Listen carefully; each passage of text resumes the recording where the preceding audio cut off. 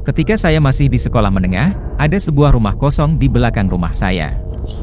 Setiap kali saya lewat di sana, saya akan mendengar suara listrik dari rumah itu. Meskipun orang tua saya mengatakan bahwa tidak ada orang yang tinggal di sana selama beberapa dekade.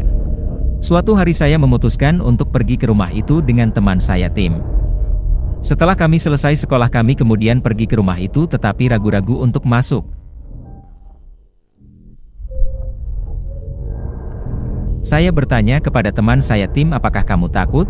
Tapi dia menjawab ini bukan rasa takut tetapi lebih kepada gemetar kegembiraan. Pintu tua itu berderit terbuka dengan suara yang membuat bulu kuduk merinding dan kami masuk ke dalam rumah tua tersebut. Di dalam rumah itu kami melihat ada makanan anjing yang berserakan di mana-mana, dan bau menyengat yang menusuk hidung. Anehnya lagi lantai ini dipenuhi banyak paku payung sehingga kami mencoba untuk tidak menginjaknya. Ketika kami berjalan, saat itu kami mendengar teriakan aneh seperti suara yang datang dari lantai atas. Kami seharusnya meninggalkan rumah pada saat itu, namun kami tidak bisa menahan rasa ingin tahu kami. Dan perlahan-lahan kami berjalan menaiki tangga. Dari satu ruangan di lantai 2, kami mendengar suara seorang pria dari ruangan itu. Ia mengatakan jangan makan itu, makanlah ini.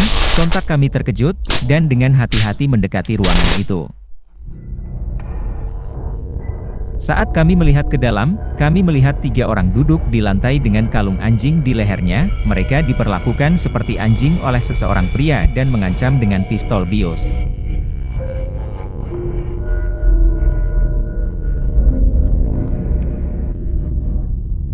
Mereka semua menatap kami dan kemudian mereka mulai berteriak minta tolong, seperti orang gila.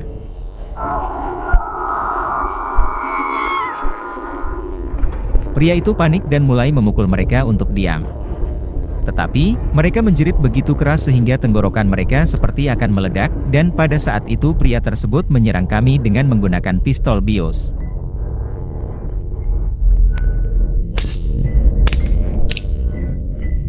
Kami kemudian berlari menyelamatkan diri, namun Tim tertangkap dalam teriakannya yang bergema di lorong bersama dengan suara pistol bius. Saya berlari keluar dari rumah dan memanggil polisi.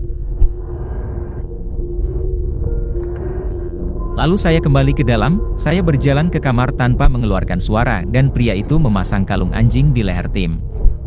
Saya berlari ke arahnya dengan marah dan menendangnya dengan sekuat tenaga. Dia berguling dan jatuh ke lantai. Saya mengambil alat penyetrum itu dan saya mengancamnya sambil menendangnya. Setelah beberapa saat polisi tiba dan menangkap pria itu. Ketika polisi mencoba melepaskan orang-orang yang diikat dengan kalung anjing, mereka terkejut, tangan dan kakinya direkatkan ke lantai dengan perekat.